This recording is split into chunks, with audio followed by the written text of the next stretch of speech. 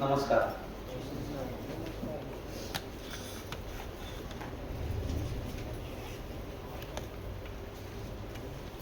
So today we just open up the content for the harmony in the family. And when we try to see that harmony in the family, we try to see what exactly the family, then what is the purpose for that family, and then within that family, when that relations are there, then how that relations are getting expressed. So the relations are getting fulfilled through the values, through that feelings, then what exactly that feelings are. Then we have seen there are the definite relations and definite feelings are there, and out of that one, then we gone through the concept of that first feeling, that is the trust. So here we are trying to see a different 9 feelings. Out of that one, we have seen the first one, where the first says that trust. विश्वास को हम कैसे define कर रहे हैं?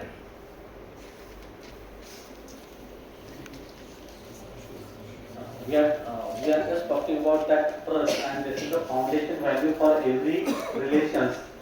और उसी के लिए हमने उसे डिफाइन किया trust. The trust is getting defined as to be assured. और क्या assurance? हर कोई दूसरा मेरे सुख और समृद्धि के अर्थ में है. हर कोई दूसरा मेरे सुख और समृद्धि के अर्थ में है. And then we try to see a multiple conditions. Will it okay or not? And again, I'm just saying this is the proposal from our side. You need to verify. You need to verify on your natural acceptance. सही में आपको क्या लग रहा है? तो हमने ये प्रस्ताव दिया है कि हर कोई आप मानव सुख के लिए समर्पित है. हर मानव सुख के लिए समर्पित है. हर मानव सुख चाहता है सुख के लिए. तो अगर जिसके पास जो है वो अगर बांटता है, तो हमारे पास स्टेटमेंट है जिसके पास जो है उसका बंटन होगा ही. तो अगर हर मानव सुख के लिए समर्पित है तो उसका बंटन क्या होगा? सुखी होगा. देन एक हम एक संबंध के बारे में पहले जो फीलिंग्स है उसके बारे में हम कह रहे हैं कि ट्रस्ट इज गेटिंग डिफाइंड कि अगर हर मानव सुख के साथ है तो हर दूसरा मानव मेरे सुख के लिए भी है.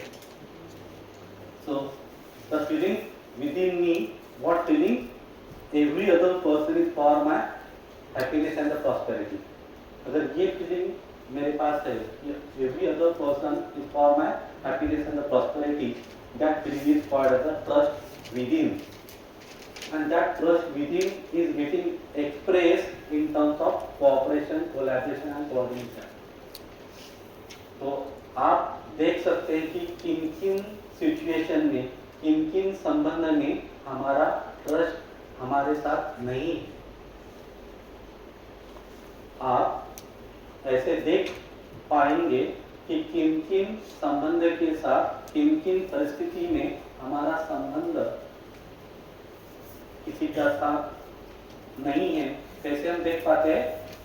We are not able to cooperate, collaborate and coordinate during that situation. And if this is the condition, then we can verify, we should verify our intention.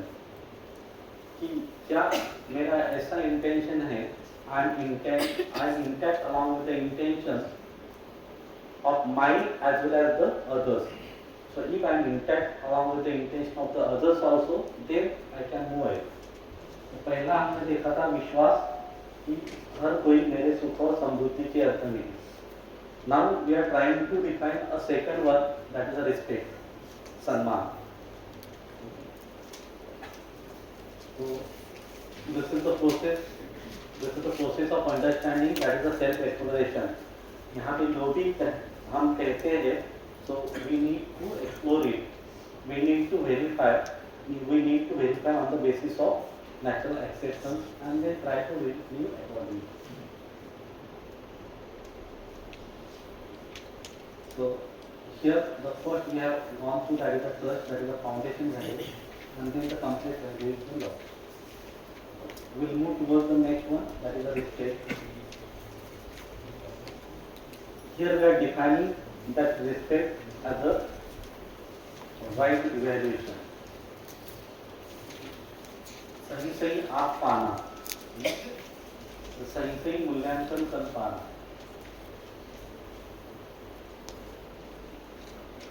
सो प्रश्न में हमने क्या कहा, हर कोई दूसरा मेरे सुख और समृद्धि के अर्थ में है. अगर हर कोई मेरे सुख और समृद्धि के अर्थ में है, यानी कि इंटेंशन क्या है, we are intact on the intention कि उसका इंटेंशन सही है, तो मेरे सुख और समृद्धि के अर्थ में है. The moment we can interact on the intention, we are able to see the competency of mind as well as the others. जितना जितना हम इंटैक्ट रखें इंटेंशन पे अपनी और दूसरों के, हम अपनी योग्यता और दूसरे की योग्यता की तरफ देख पाते हैं. और जैसे जैसे मैं खुद की योग्यता देख पाता हूँ, वैसे वैसे मैं दूसरों को भी योग्यता देख पाता हूँ. और जैसे जैसे मैं खुद की योग्यता देख पाता हूँ, वैसे वैसे मैं दूसरे को भी आकलित कर पाता हूँ. And that is what the ठीक आकलन करना. That is what the right evaluation. What exactly that other person is, I can able to evaluate. When I am able to evaluate myself, अगर मैं मेरा सही मूल्यांकन कर पाता हूँ, तो मैं आगे वाले का भी सही मूल्यांकन कर पाऊंगा. And when it is now I am intact along with the intention, अभी इंटेंशन पे नहीं, चाहना, इंटेंशन नहीं चाहना, चाहने पे हम इंटैक्ट है कि मेरी भी चाहना सुखपूर्वक जीना है, आगे वाले की भी चाहना सुखपूर्वक जीना है, आगे वाला मेरे सुख और समृद्धि के लिए है.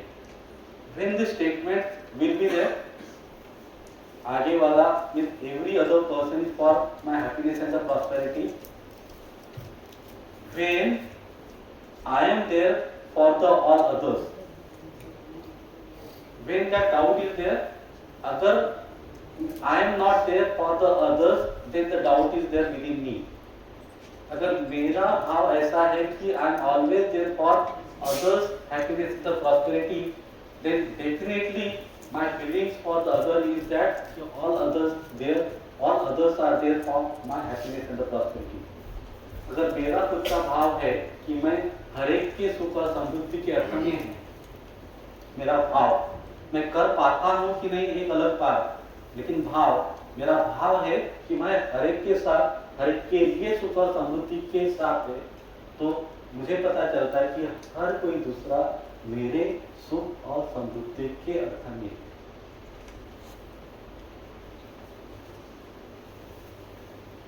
जैसे ही we are intact with this intention, जैसे ही हम इंटैक्ट होते हैं चाहना पर, then we can go towards this competency. हम उनको मूल्यांकित कर पाते हैं, कॉम्पिटेंसी देख पाते हैं. तो सही आपना. So these are the feelings, these are the other type of the feeling. What other type of the feeling? Where we are having the ability to evaluate rightly. The first feeling is what? पहला feeling क्या था कि that are the feeling based on the intention कि every other person is there for me, for my happiness and the prosperity. That is one type of the feeling. Now this is the second type of the feeling where I am intact, okay, but along with that one I am having that ability to evaluate. The feeling of evaluation, and that evaluation is what? Right. सही आप पाए ऐसे feelings मुझ में, तो मुझे आगे वाला आदमी सही दिख पाता है.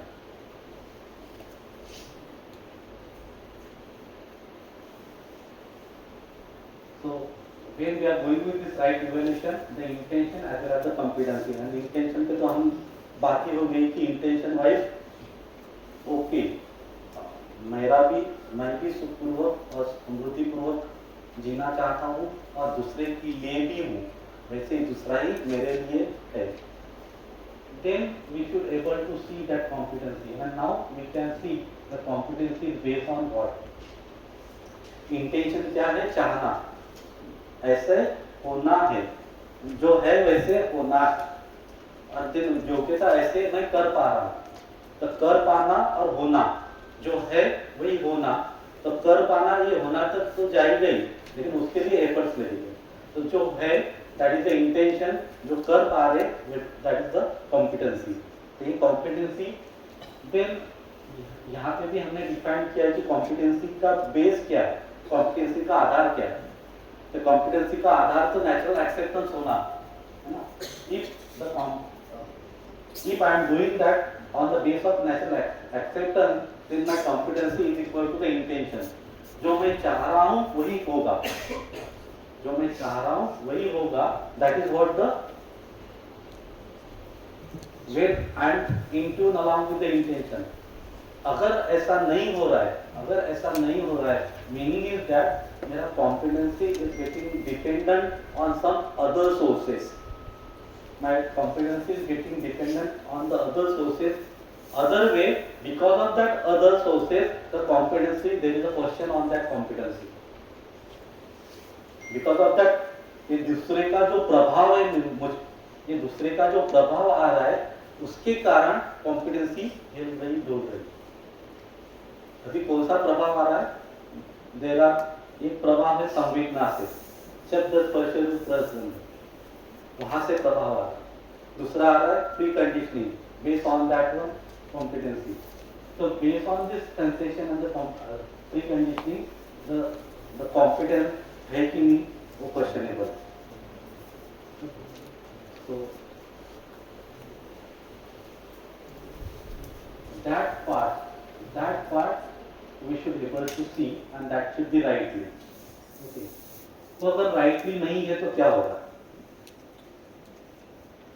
If that is not right evaluation, एक तो अधिक हो जाएगा over evaluation, okay, the evaluate more than what it is. जैसे हम अपने बच्चे को क्या कहते हैं?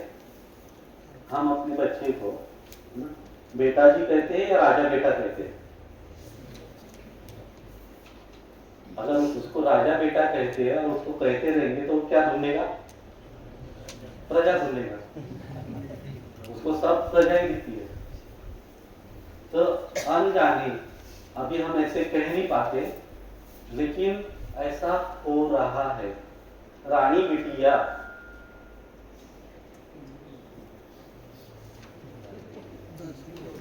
अभी वो दूसरी कौन है उसके लिए? फिर दासी हो गई। अब ये सब दूसरों को दासी करके ढूंढती है। तो इवन दो हमें ऐसा लगता है कि ये तो नहीं था हमारा इंटेंशन, लेकिन जिस तरह से हम उनसे बात करते हैं, उन तरह से उनका इवैल्यूएशन वो ऐसे पकड़ ले रहे। क्या यहाँ पे ध्यान जा रहा है आपका? तो वो है, वो रानी बेटिया है या बेटिया है? वो राजा बेटा है या बेटा है? वो बेटा है ना, वो राजा थोड़ी है। तो ऐसे हर जगह पे हम कुछ ना कुछ करते रहते हैं। एक कोई काम करते हैं तो ये काम आप ही कर सकते हैं, ये जो आप ही कर सकते हैं, तो यहाँ पे फिर प्रॉब्लम आता है। Means the person is doing that work, but that work only that person can do, that is the problem. So that is the over evaluation of that person itself. Second is under evaluation.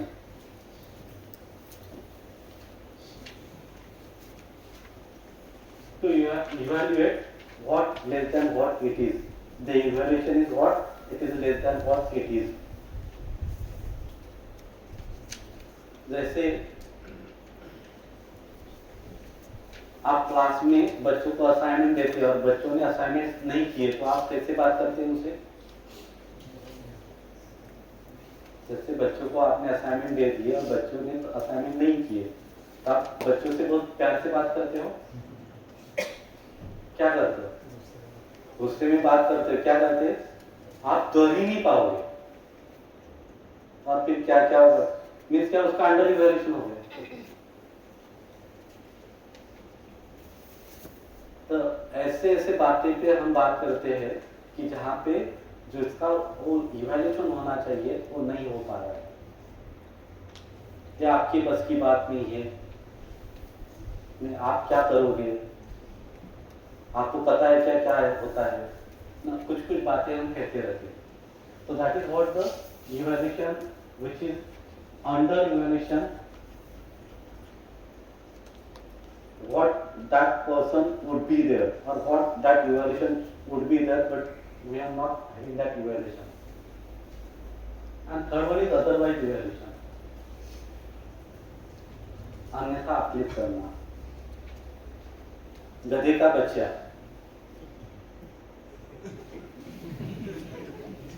क्या evaluation है इसका, कुछ गधे का बच्चा में क्या घोड़े से सच खड़ा है, मीन्स वो आदमी है, वो मानव है, तो मानव की मानव के साथ तुलना न होते हुए उसको क्या हम नाम दे रहे हैं, हम प्राणियों का नाम दे रहे हैं और प्राणियों के साथ उसकी तुलना हो रही है। So that is what the otherwise evaluation. तो जाने अनजाने में क्या हम ऐसे करते हैं या जानबूझकर करते हैं।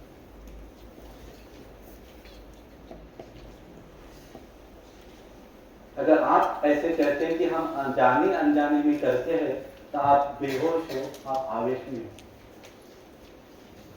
आपको ये भी नहीं पता चल रहा है कि ये आप कर रहे हैं, लेकिन ये हो रहा है। So that's why we always say we should be aware what are the things that are getting happen from my side, for that one that decision has been taken from my side and for that one I should take that responsibility. अगर ये हो रहा है, meaning is that has been done from my side, ये मेरे से हो रहा है।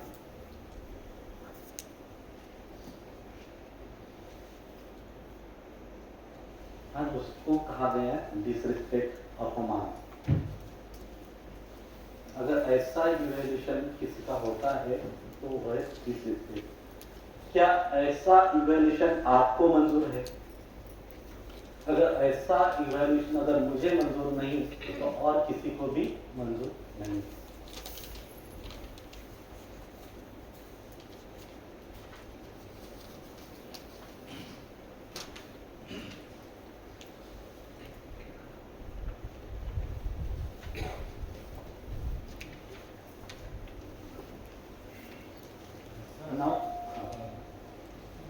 पहले जो स्टूडेंट आते थे सर कॉलेज में पढ़ने के लिए, अपन उनको असाइनमेंट देते थे तो दो आर वेरी क्लियर, लेकिन अभी क्या हुआ था कोरोना के बाद से जो है अभी बच्चे आ रहे हैं, तो अगर उनको छोटा सा टास्क दे देते हैं तो दोस्त आर नॉट एबल टू, मतलब how we can evaluate actually the level of the student.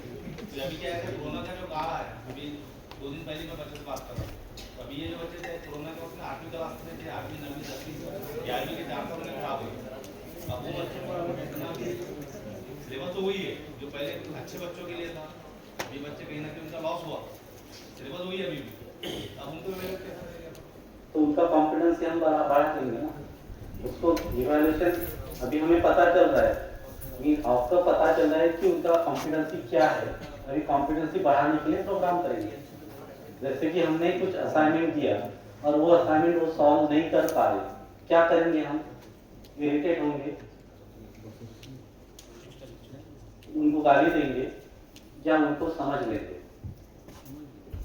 तो समझ लेंगे मीन्स व्हाट, वहां पे हम जाएंगे भी, फिर हम ग्रुप बनाएंगे कि भाई इस ग्रुप को ये आता है तो ठीक है, जिन बच्चों को नहीं आता है उनको एक एडिशनली बैठा के उनको आधा प्रॉब्लम सॉल्व करके फिर बताएंगे कि अभी आप सॉल्व कीजिए, या सॉल्व करने की टिप्स उनको बताएंगे, या उनको बताएंगे कि आप यहाँ पे देखिए।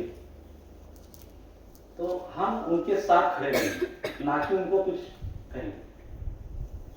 सर 2 दिन पहले बच्चे के पेरेंट्स का फोन आया था, बोले मेरे बच्चे को मैंने 11वीं का फीस भरा, 12वीं का फीस भरा, वाकई फर्स्ट सेमेस्टर में फीस भरा कॉलेज, अब मुझे इसका एडमिशन कैंसिल करना है, क्योंकि वो पढ़ना ही नहीं चाहता, मैं परेशान हो गया बोलते ऐसा पेरेंट्स का, हस्बैंड वाइफ भी कॉन्फ्लिक्ट शुरू हो गया, मतलब हस्बैंड बच्चे के अपोजिट में उसका एडमिशन ही कैंसिल करना है, मम्मी कह रहे थे कि नहीं वो पढ़ेगा, तो घर में भी ऐसे कॉन्फ्लिक्ट हो रहे हैं सब बच्चों के। अब ये जो बच्चे ये कहीं ना कहीं वो उनका जो बेस है वो गायब है, अब कॉम्पिटेंसी को हम कैसे मतलब अचीव करेंगे उसके लिए क्योंकि सिलेबस भी तो टाइम पे कंप्लीट करना होता है। तो इसलिए हमारा मुझे लगता है कल ही बात हुआ था कि हम पेरेंट्स का भी पोर्शन ले लेते,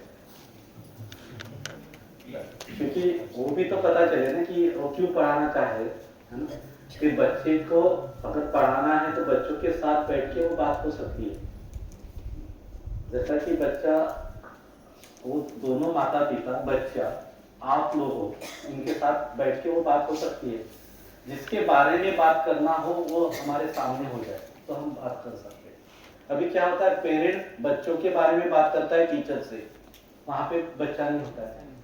आप पेरेंट्स को बताइए कि आप अपने बच्चे के सामने हमारे साथ बात कीजिए। सर मैंने पेरेंट्स से भी कहा कि आप एक काम कीजिए, आप मत आइए, उसकी मम्मी को और लड़की को भेजिए। वो जो पेरेंट्स थे वो टीचर है, कुछ जूनियर कॉलेज में पढ़ाते हैं कॉन्वेंट स्कूल में, वो कुछ जूनियर कॉलेज में प्रोफेसर है, इंग्लिश पढ़ाते, लेकिन वो अपने बच्चे से इतने परेशान है कि सर ये पढ़ाई छोड़ के कबूतर के पीछे घूम रहा है, ये पढ़ने में इंटरेस्ट भी नहीं ले रहा है। अभी हम लोग परेशान हो गए, शेवगा सर ने बीच में उसको डांटा था, तो जब से 15 दिन से कॉलेज ही नहीं आ रहा।